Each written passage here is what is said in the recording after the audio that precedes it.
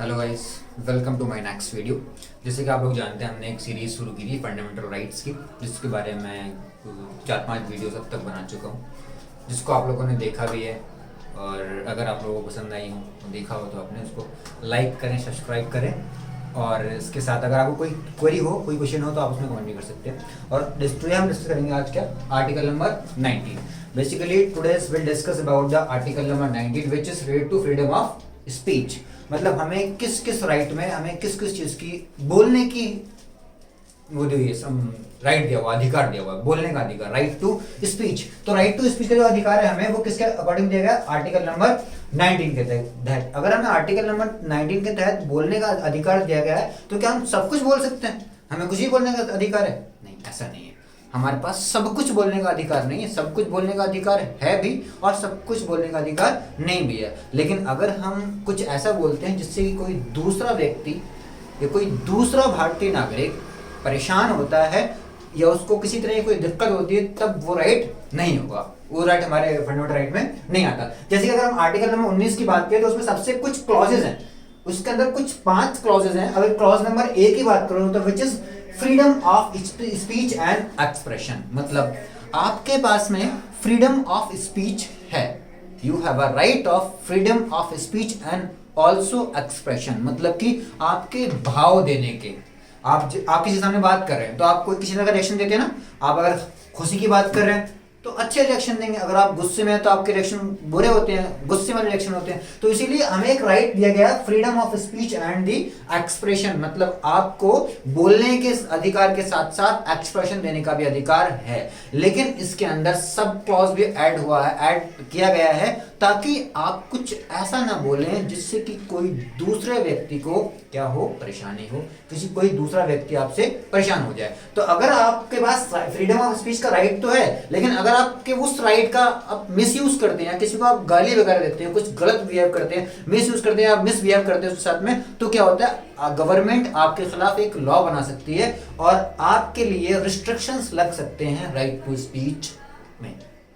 अगर आपने उस लॉ का या उस अधिकार का मिस यूज किया, तब गवर्नमेंट आपके अगेंस्ट में क्या कर सकती है, एक लॉ बना सकती है, जिससे कि आपको आपकी राइट टू स्पीच पर कुछ रिस्ट्रिक्शंस लग सकते हैं। लेकिन ये रिस्ट्रिक्शंस तभी लगेंगे जब ये आपके रीजंस जो होंगे, आपने कुछ ऐसा काम ही किया हो, आपने कुछ ज्यादा बड़ी गलती कर दी हो, तभी आपको ये रिस्ट्रिक्शन लग सकते हैं after the passing by supreme court. Okay, then इसका एक सब क्लॉज नंबर 2 है, फॉर्मेशन ऑफ एसोसिएशन और यूनियन। आर्टिकल नंबर 19 भारतीय संविधान का अनुच्छेद नंबर 19 में सब क्लॉज नंबर 2 है, फ्रीडम ऑफ एसोसिएशन और यूनियन। मतलब आपके पास एक और अधिकार है, आप उसके लिए भी फ्री हैं, आप उसके लिए भी बिल्कुल तरह स्वतंत्र हैं कि आप कोई यूनियन बना सकते हैं, मतलब कोई संघ बना सकते हैं या कोई ग्रुप्स बना सकते हैं। लेकिन इसमें भी आपको ख्याल रखना है कि आप कोई ऐसा ग्रुप नहीं बना सकते, या फिर आप कोई एक ऐसी यूनियन नहीं बना सकते जिससे किसी दूसरे लोगों को परेशानी हो। आप पीसफुल, शांति के साथ में जो चाहे कर सकते हैं, लेकिन किसी दूसरे को प्रॉब्लम नहीं होनी चाहिए। अगर आपको किसी दूसरे को प्रॉब्लम होती है, तब गवर्नमेंट आपके खिलाफ, आपके लिए क्या लगा सकती है, रिस्ट्रिक्शंस लगा सकती है। देन नेक्स्ट आते हैं इसमें आर्टिकल नंबर 19 का क्या है, clause number 6, move freely in all territory of India. Article number 19 के तहत आप अगर भारत का नागरिक हैं, तो आपको पूरे भारत में कहीं पर भी फ्रीली घूमने की आजादी है। आपको किसी प्रकार की कोई रोक टोक नहीं होगी। आप चाहे बॉम्बे घूमें, आप चाहे महाराष्ट्र घूमें, आप चाहे कोलकाता घूमें, आप चाहे नॉर्थ इंडियन घूमें, साउथ में घूमने, ईस्ट में घूमें, वेस्ट में घूमें, आपको किसी तरह की कोई रिस्ट्रिक्शन नहीं होगी। देन आर्टिकल नंबर 19 का सब क्लॉज नंबर डी बोलता है, citizen shall have the right to president and resident and settled in all over India. Article number 19 का क्लॉज डी बोलता है कि भारत के सभी नागरिकों को यह अधिकार है कि वो पूरे भारत की टेरिटरी में के किसी भी हिस्से में जा सकते हैं, घूम सकते हैं, रुक सकते हैं और वहां पर सेटल्ड भी हो सकते हैं। इसके लिए उनको किसी प्रकार की कोई भी रिस्ट्रिक्शंस नहीं लगेंगी। मतलब आप देख रहे हैं, सरकार ने या फिर हमारे कॉन्स्टिट्यूशन बनाने में हमारे लिए कितनी सारी फ्रीडम दे रखी है। हमें बोलने की फ्रीडम दे रखी है, हमें बनाने की, यूनियन बनाने की, फॉर्मेशन बनाने की वो दे रखी फ्रीडम। देन हमें पूरे भारत में कहीं भी घूमने की फ्रीडम दे रखी है।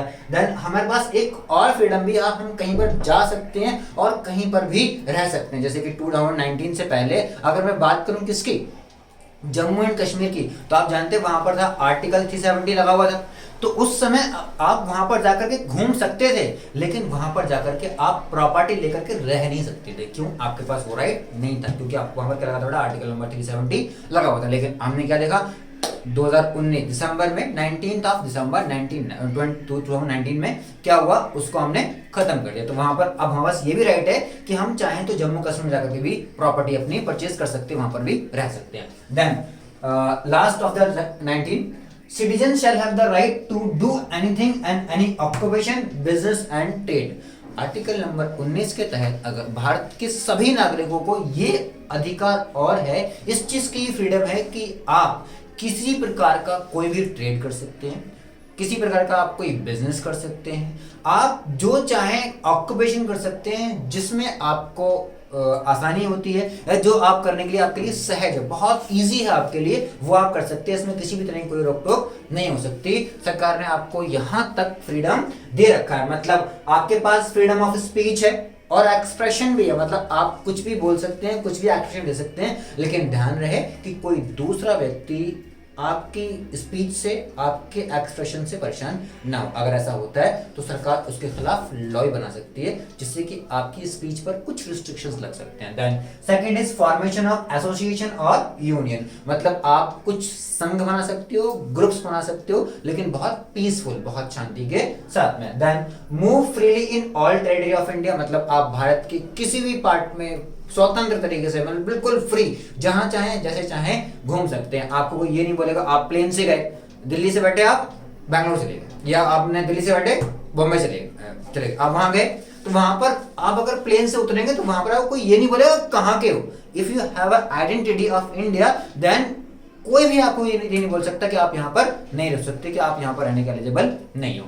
ऐसे ही citizen shall have the right, आप कहीं भी जा सकते हैं और वहां पर जाकर के सेटल भी हो सकते हैं। देन लास्ट इज द कि आप किसी बिजनेस को, किसी भी ऑक्यूपेशन को फ्री तरीके से कर सकते हैं, आपको कोई किसी भी तरह की कोई रोक टोक नहीं होगी। तो ये कहता है हमारा आर्टिकल नंबर 19। और आज हम एक आर्टिकल और डिस्कस करेंगे, which is article number 20। Article number 20 किसके अगेंस्ट है? Protection of respected of convicted person.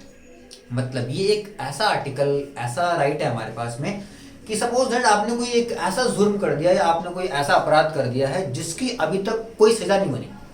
आपने कोई ऐसा काम किया, आपने क्या किया, किसी बकरी का दूध पी लिया, आज तक इसका लॉ तो बना ही नहीं।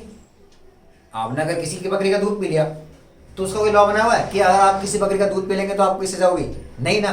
तो अगर आपने कोई ऐसा गुनाह किया है जिसका अभी तक नियम लॉ ही नहीं बना, या जिसके अगेंस्ट आपको सजा नहीं दी जा सकती, अगर आपने कोई ऐसा गुनाह किया है तब आप उस गुनाह के लिए फ्री हैं, आपको उसके अगेंस्ट में सजा नहीं होगी।